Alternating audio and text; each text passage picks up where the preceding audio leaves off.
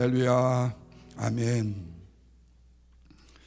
하나님은 무엇보다도 우리 사람의 마음의 중심을 보시는 분이십니다.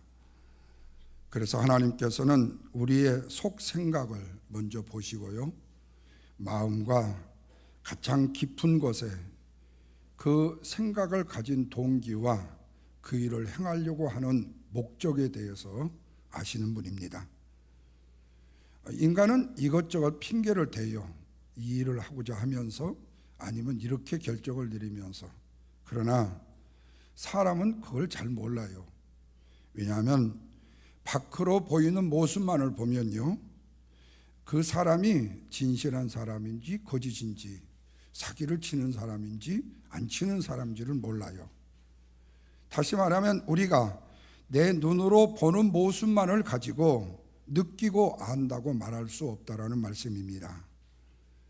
그래서 말씀을 드렸듯이 어떤 사람이 나에게 진실한 사람인지 거짓된 사람인지, 그리고 어떤 사람이 내게 진짜 호의를 베푸는 사람인지, 다른 의도의 마음을 가지고 나에게 접근하고 있는 것인지, 아니면 자기의 어떤 의도를 이루기 위해서 나에게 접근하고 있는지, 겉모습만 봐가지고는 그 동기와 목적을 알 수 없다는 거예요. 그러나 말씀을 드렸듯이 하나님은 그 중심을 보셔요. 바로 그 중심의 깊은 곳을 보신다고 말씀해요.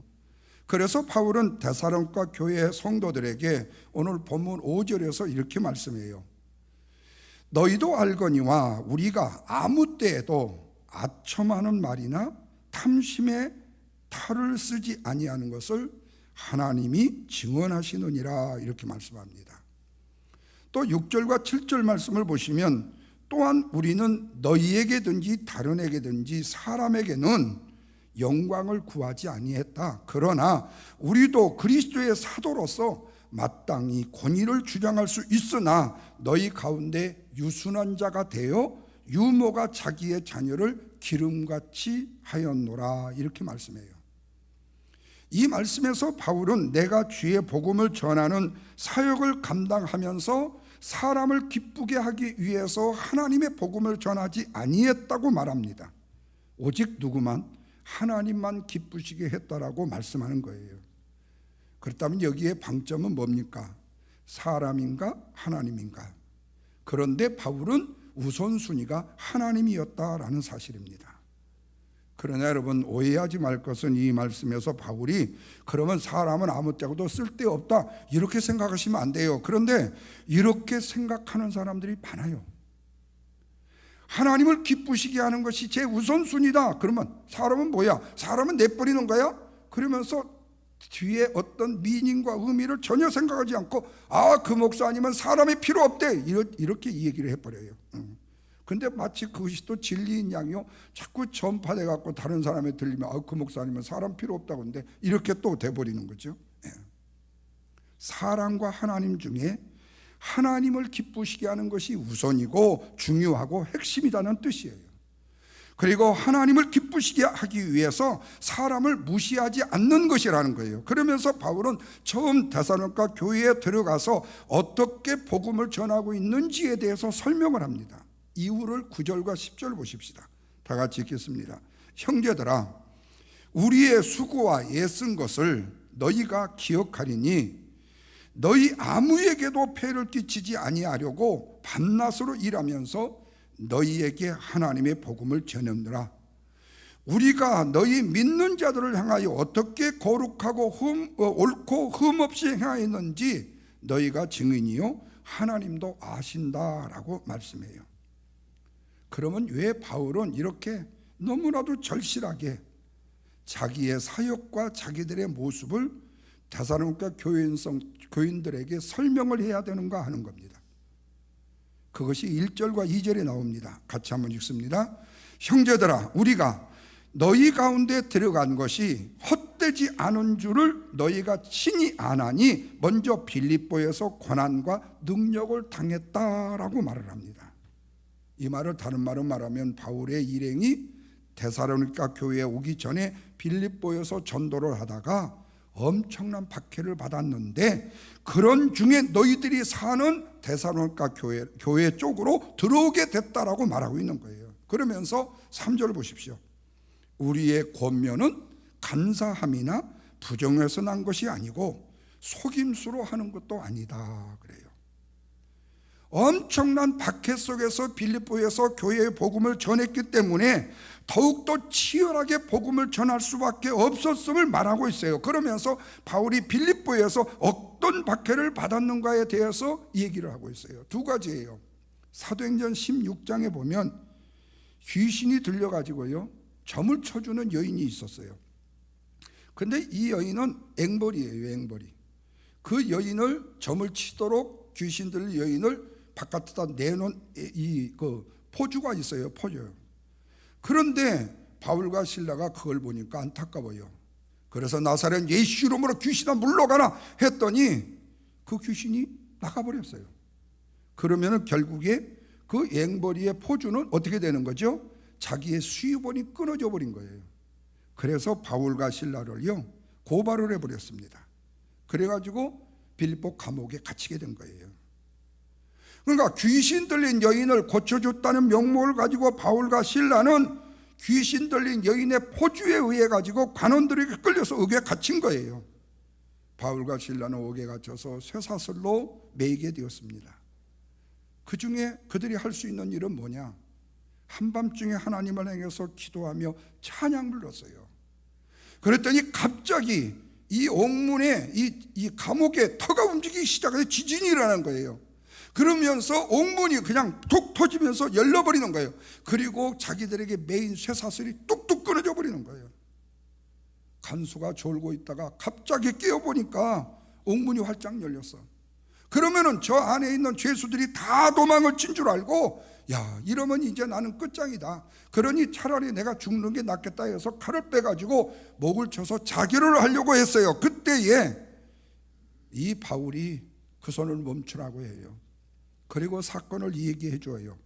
후에 간수를 살림과 동시에 간수의 초청에 의해서 간수의 집에 가가지고 사랑하는 가족 모두를 다 예수 믿게 만드는 사건이 일어났어요. 그런데 우리는 그거예요. 바울과 실라가 주의 복음을 전하다가 귀신 들린 귀신을 쫓았다가 옥에 갇혔다. 그런데 하나님이 그냥 갑자기 지진이 나게 해가지고 옥문을 열게 해가지고 거기서 나왔고 기적을 베풀었다. 여기에만 관점을, 여기에만 관심을 가져요.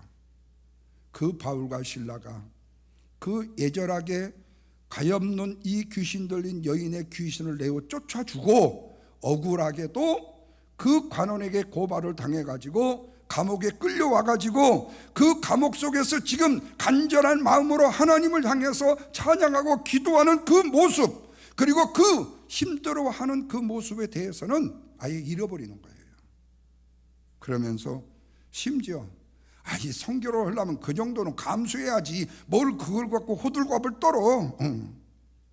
그러나 바울은 오늘 본문의 말씀을 통해서요 그들이 그 감옥에서 얼마나 힘들었는지를 생각해 볼 수 있다는 겁니다.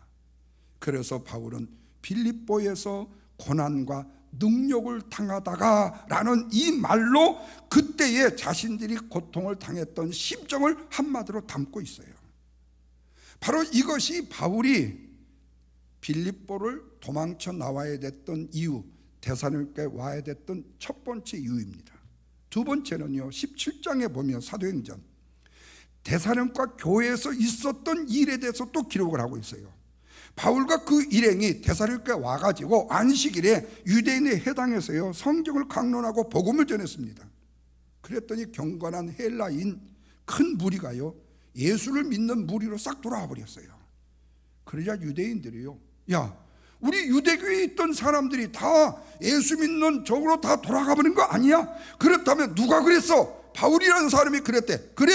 그러면 가만두면 안 되지. 왜? 우리의 성도를 빼앗겼으니까, 우리의 밥그릇이 줄어들었으니까 이제 우리가 그 바울을 죽여야 되는 거예요. 그래서 바울을 찾으러 갔는데 바울이 야손의 집으로 숨어버렸어요. 야손의 집을 다 뒤졌는데도 바울이 없어요. 그러다가 그러면 안 되잖아요. 야손이 혹시 숨겨줄지 모르니까 야손을 잡아다가요 감옥에 가두고요 보석금을 주고 풀어줬습니다. 이런 위급한 일 때문에 그날 밤 바울과 실라는 데살로니가를 급히 빠져나와야 했어요. 야손의 도움으로 야밤도주를 하게 된 거예요. 여기서 우리는 데살로니가에서의 바울의 방문의 때가 얼마나 힘든 때였는가를 생각해 볼 수 있단 말이죠. 그래서 4절을 보십시오. 오직 하나님께 옳게 여기심을 입어 복음의 유탁을 받았으니 우리가 이와 같이 말하면 사람을 기쁘게 하려 함이 아니요 오직 우리 마음을 감찰하시는 하나님을 기쁘게 하려 함이라, 이렇게 말해요. 그렇다면 바울과 그 일행이 이러한 어려움을 극복하면서도 불구하고 복음을 담대히 전해야 될 이유가 무엇일까 하는 거예요. 그것은 그들이 하나님의 인정을 받아서 복음 전할 부탁을 받은 죄로 사람을 기쁘게 하지 않고 마음을 감찰하시는 하나님을 기쁘게 하려고 했기 때문에 일어난 일이었다는 거예요. 역설적으로 말하면 보통은 이해가 안 돼요. 만약 그들이 사람을 기쁘게 했더라면요 그들은요 이런 환난과 고통이 없었겠지요. 그런데 그들이 하나님을 기쁘시게 하려고 했기 때문에 이런 환난 중에서도 낙심하지 않고 담대하게 자유롭게 주의 복음을 전할 수 있었다는 거죠.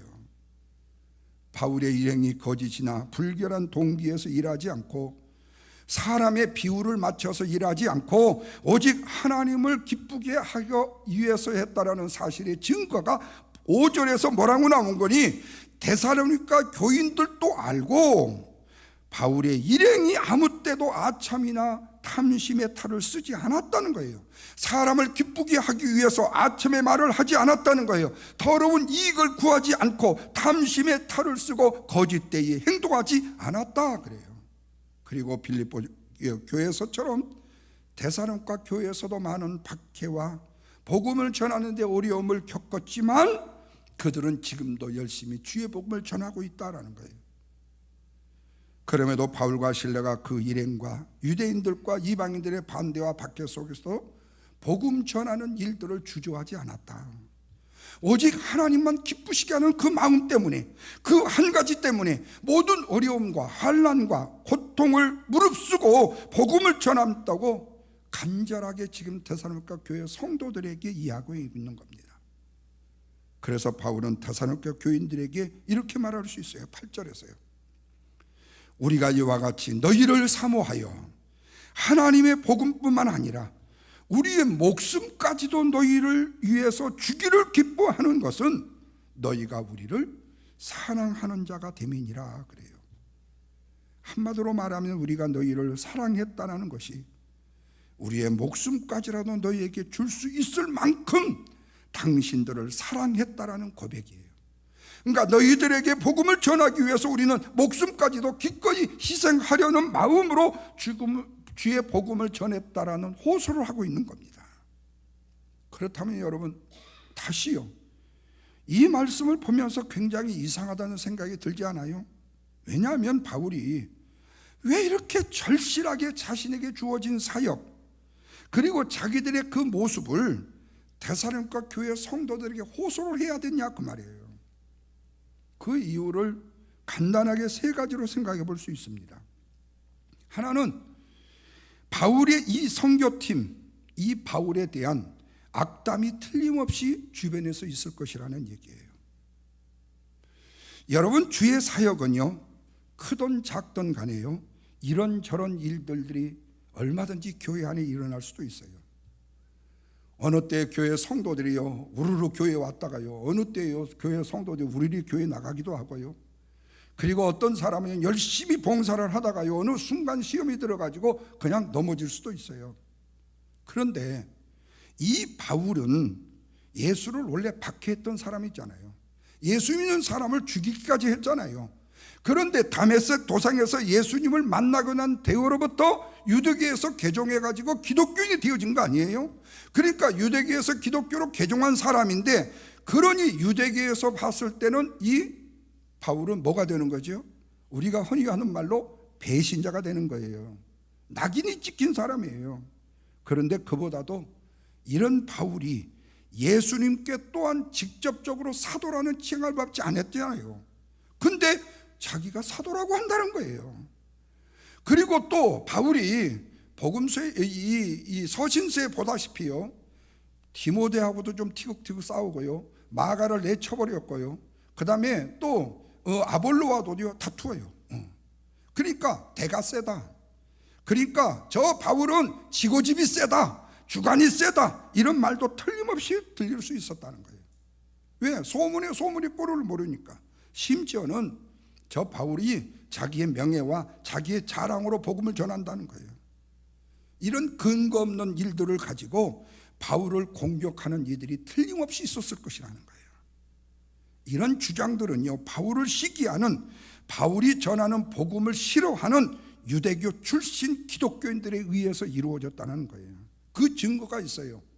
사도 바울이 전도여행을 하면서 많은 박해를 당하는 것은요, 하나님을 모르는 이방인들한테 박해를 당하는 것이 아니에요. 오히려 같은 하나님을 믿는다는 유대인 동포들에 의해서 율법이 아닌 십자가를 전한다는, 예수 그리스도의 십자가의 죽으심만을 전한다는, 그리고 거기에 구원이 있다는 사실을 증거한다는 것 때문에 거기에 함께 동의하지 않는 유대교 출신 기독교인들에 의해서 박해를 당했다는 거예요. 그러니까 기독교를 모르는 사람보다도 조금 안다는 기독교인, 복음을 바로 알지 못하는 기독교인, 바울이 전하는 복음을 시기하고 전도의 사역을 시기하는 사람들 때문에 바울은 지금 고난을 당했다는 거예요. 바로 그 고난 당했다는 이 사실 자체가 지금 데살로니가 교인들에게 얼마만큼 어필이 될 것인가 그래요. 제가 1991년도에 세 번째 교회를 개척했습니다. 첫 번째 82년도, 83년도에 암사동 개척을 하고요, 그 다음에 86년도에 안양에서 개척을 했다가, 그 다음에 91년도에 이제 안양에서 개척해서 의왕에다가 교회를 건축했어요. 3년 만에 땅을 샀습니다. 4년 만에 교회를 건축했습니다. 95년도에 4년 만에 교회에 입당을 했어요. 그리고 안양에 있는 교회에서 일부 예배를 드리고 2부 예배는 본 건축한 예배당에 가서 예배를 드렸어요. 그리고 IMF가 96년도에 터졌습니다.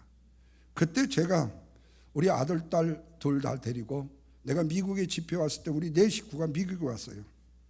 그래가지고 슈리포트에서 집회를 하는 중에 그 사모님하고 아는 분이라서 우리 딸이 터너 신두림이라는 이 질병이 있어서 서로 이 얘기를 집사람을 하다 보니까, 그러면 미국에는 시설도 도니까 성장 호르몬 주사약을 맞히는 거, 왜냐하면 당시만 해도 한국의 서울대병원에서 2년을 마쳤는데요, 그것도요 우리가 우리 돈 주고 한번 해봤는데 한 달에 250만 원씩이요. 그 당시에요.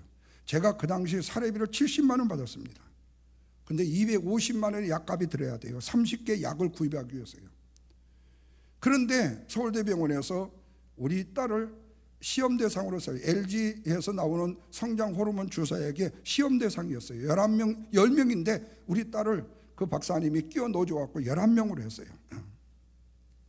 그렇고 하다가 나중에 96년도에 내가 집회를 가는 중이니까 얘들 학원도 못 보내고 뭐 목회만 하느라고 고생을 했으니까 이제 교회도 건축해놨고, 그러니까 우리 미국 여행이라도 시켜주자. 그래서 애들을 데리고 왔어요.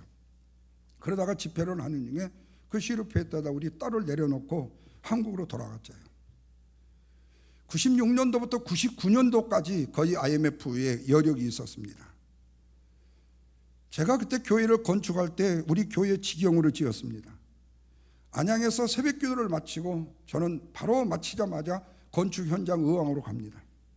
가서 거기 가서 오늘 일할 지시사항을 다 내려줘요. 그러면 그 맡으신 분들이 벽돌을 쌓고 뭐 하는 일을 다 해요. 그런데 어느 때 보면요, 벽돌을 가져왔는데 벽돌값이 없어요.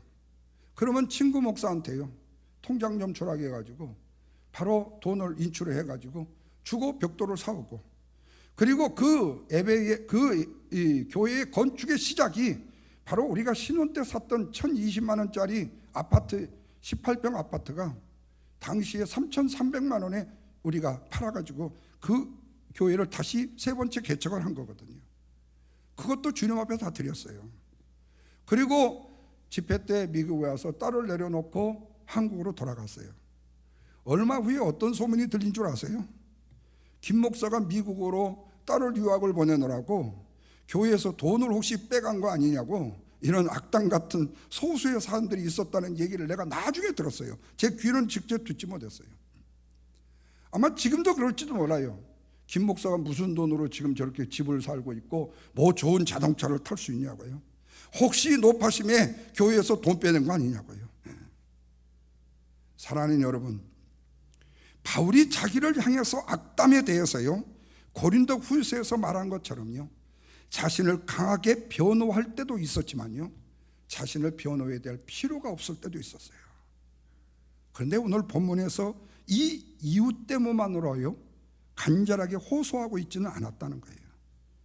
복음을 전하는 일도 바쁜데 이런 사소한 일에 내 마음과 생각은 물론이고 정신까지 빼앗길 이유가 없다라는 거예요. 중요한 것은 오직 주의 복음을 전하는 일에 최우선이어야 되었다는 거예요. 뿐만 아니라 데살로니가 교인들의 형편에서 한번 생각해 봤어요. 이들은 하나님을 믿는 모습이 처음과 같지 않습니다. 처음에 바울이 세우는 교회가 같지 않아요. 성도를 같지 않아요. 그리고 그 변하는 것이 안타까워요. 우리가 어떻게 하면 저들에게 더 복음을 잘 전할 수 있을까 했는데, 얼마나 어려운 형편 중에서도 당신들에게 그 복음을 전했는데 어떻게 당신들이 이렇게 빨리 변해버릴 수가 있냐 그 말이에요. 근데 여러분, 사람은요 10년을 사귀고도 변하고요 15년 20년을 사귀고도요 한 가지 섭섭하면요 이전에 입었던 은혜는요 헌식처럼 다 차버려요. 이게 인생이에요. 그러니까 이거의 인생에 대해서 목회 40년 동안 저도 기대한 적 없어요. 그러나 사실은 그런 사람들을 만날 때마다 마음이 아프고 가슴이 쓰리고 애통해요. 왜? 그 이유는요 말할 것이 없어요. 여러분 생각해 보십시오. 하나님의 은혜를 저버린다는 것은요 이미, 죄송한 표현이에요, 사망으로 가는 거예요. 은혜를 저버린다요? 은혜를 저버리고 잘 살 수 있다? 여러분, 그것만큼은 평생 지켜야 될 일이에요. 우리 딸이 슈리포트에서 2년 반, 3년을 있다가 도저히 더 이상 있을 수가 없어가지고 내가 한국으로 다 데려오라고 그러는데 타코마에 아시는 목사님한테 애를 맡겼어요. 그러니까 맡아준다고 그랬어요. 그런데 그거를 맡겼는데 맡겨준 다음에 그 사모님이 연락 왔어요. 6개월을 하더니 도저히 맡길 수가 없다고요. 그때예요 이제 우리 집사람을 여기다 보내가지고 같이 방 얻어서 살게 하고 학교 보내고, 그리고 나는 혼자 한국에서 그 바쁜 목회를 했었어야 돼요. 그런데요 그때 내 마음속에요 내가 충격을 받아서 절도를 하고 쓰러진 적들이 몇 번 있었어요. 우리 집사람 여기 있었겠냐 몰랐지만 또 우리 집사람 나름대로 고통과 고난을 겪었죠. 12월 달인가 11월 달에 이 타코마에 왔으니까요. 이 워싱턴주 겨울이 얼마나 깜깜해요. 4시만 되면 깜깜하잖아요. 근데 그 상황을요 서로 피차 이겨갔어요. 그런데 그때의 그 6개월을 맡아줬던 그분이요 후에요 참 우리도 섭섭했어요. 우리 아들한테도 섭섭하게 했고 굉장히 하여튼 뭐라 그럴까 좀 더티했어요. 그러나 처음에 우리 딸을 맡아줬던 그 마음을 잊을 수 없었어요. 지금 몇 년 만이에요? 한 10몇 년 만에요 이번에 여기 리누드에 마켓에서 만났어요. 얼굴이 변해가지고 만났어요. 그때 우리 집사람이요 무릎 꾸죽꾸죽 허지는요 돈을 빼서 드려요. 뭔 돈이냐고 그러니까 마트 여차저차서 마련한 돈이라고 하면서 거의 아마 장로님이 돈만 있었으면 1000불 채웠을 거예요. 900불을 채워서 드리더라고요. 왜 그러냐고 그러니까 그때 우리 딸 맡아준 그 고마움 잊을 수 없었다고요. 사실은 제가 그 돈이 아까웠어요. 그런데 그걸 주는데 내 마음속에요 그래 맞아, 은혜는 잊어버리지 않아야 돼. 우리가 당한 고통 고난은요 이따 손치더라도 그분들이 우리에게 주는 고통이 있어도 우리가 입은 은혜만큼은 잊어버리지 말아야 된다. 저는 그때 제 마음속에요 그래 마누라 그래도 참 옳은 일 했네. 여러분, 분명히 바울은요 데살로니가 교회에 엄청난 은혜를 주었습니다. 빌립보 교회에 주었습니다. 에베소 교회에 주었습니다. 그래도 바울은 그것 때문에 그들에게 빚진 자라고만 했지 그것을 받으려고 생각하지 않았어요. 그들을 책망하지 않았어요. 성경에 보면 믿음이 변했다거나 잘못된 행동을 하고 있는 사람을 꾸짖는 일들을 바울의 입장에서는 별로 찾아볼 수가 없었어요. 왜 그렇다면 이렇게 간절히 바울은 자기들이 전한 복음에 대해서 간절하게 호소를 했는가? 마지막에서 찾아볼 수 있는 것이 이겁니다. 바울은 자신을 본받아 믿음의 정절을 이 데살로니가 교회 성도들이 잘 지켜주기를 위해서, 그거를 부탁하기 위해서. 자, 11절 12절을 보십시오. 너희도 아는 바와 같이 우리가 각 사람에게 아버지가 자기 자녀에게 하듯 권면하고 위로하고 경계하노니 이는 너희를 부르사 자기 나라와 영광에 이르게 하시는 하나님께 합당하게 행하게 하려 함이라. 바울은 아버지가 자녀에게 하듯이 하였다고 했어요. 7절을 보시면 사도로서의 권위를 주장할 수 있었지만 그렇게 행하지 않고 겸손하게 섬겼다고 했어요. 여러분들에게 어떤 부담도 주지 않기 위해서 무두의 예를 썼다는 거예요. 그러면서 8절에서 우리의 목숨까지도 당신들을 위해서 쥐고자 했기 때문에 복음을 전하다가 죽는 한이 있어도 여한이 없다고 했어요. 그러나 바울의 일행은 박해와 위협 속에서 그것을 떠야만 했지만 염려되는 것은 박해와 위협 속에 두려워 떨고 있는 성도를 말하고 있는 거예요. 이제 결론의 말씀을 드립니다. 하나님은 저와 여러분의 마음을 살피시는 분이에요. 하나님께서 우리의 속 생각과 우리의 가장 깊은 것, 우리의 동기의 목적은 하나님이 분명히 보시고 아셔요. 사람들은 알 수 없지만 하나님은 알고 계시죠. 그래서 바울은 이방인에게 복음 전함을 일로 생각하지 않았어요. 하나님이 나에게 부탁한 일로 생각을 했어요. 오늘날 주의 종들이, 목사가 주의 사료가 하는 것은 이 교회가 바로 내 교회가 섬기는 교회가 내 교회가 되고 내 재산이 되는 것이 아니라 성도들을 섬기는 순간, 섬겼다가 어느 날 때가 되어 하나님이 물러나라고 하면 물러나는 것이 바로 주의 종들의 사역이에요. 누가 그 교회에 영원토록 그 교회의 주인 되란 적이 없어요. 그 교회를 팔아가지고 네 재산을 챙기라는 적도 없어요. 거기에 이익을 얻고 유익을 얻어낸 것도 없어요. 그렇기 때문에 사람에게 보이기 위해서 애쓴 것이 아니라 하나님 앞에 옳게 여김을 받기 위해서, 하나님을 기쁘시게 하기 위해서 모든 어려움을 극복할 수 있었다. 그 간절함을 가지고 데살로니가 교회 성도들에게 바울이 지금 호소하고 있는 겁니다. 우리에게도 하나님께서는 각자에게 맡겨진 사명이 있을 거예요.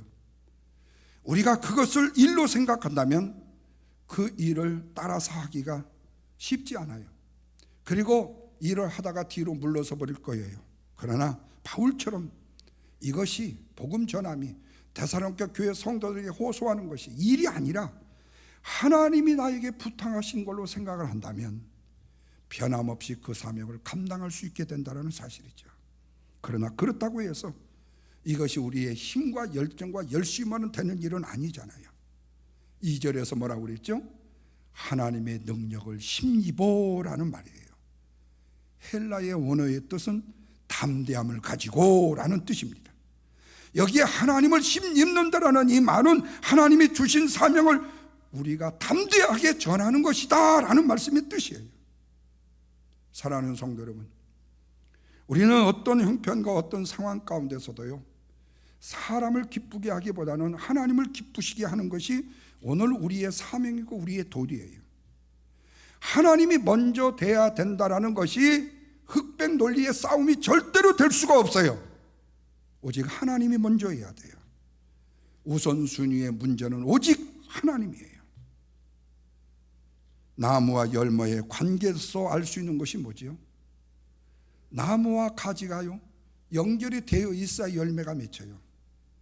뿌리와 나무와 가지와 하나가 되어야 열매가 맺혀요. 하나님을 기쁘시게 하면 하나님의 성품이 우리 안에 생겨나요. 희생과 섬김을 주는 것이 체질화 되어지기 때문에 그래요. 그러면 주변에 있는 사람까지라도 혜택을 누리게 되어져.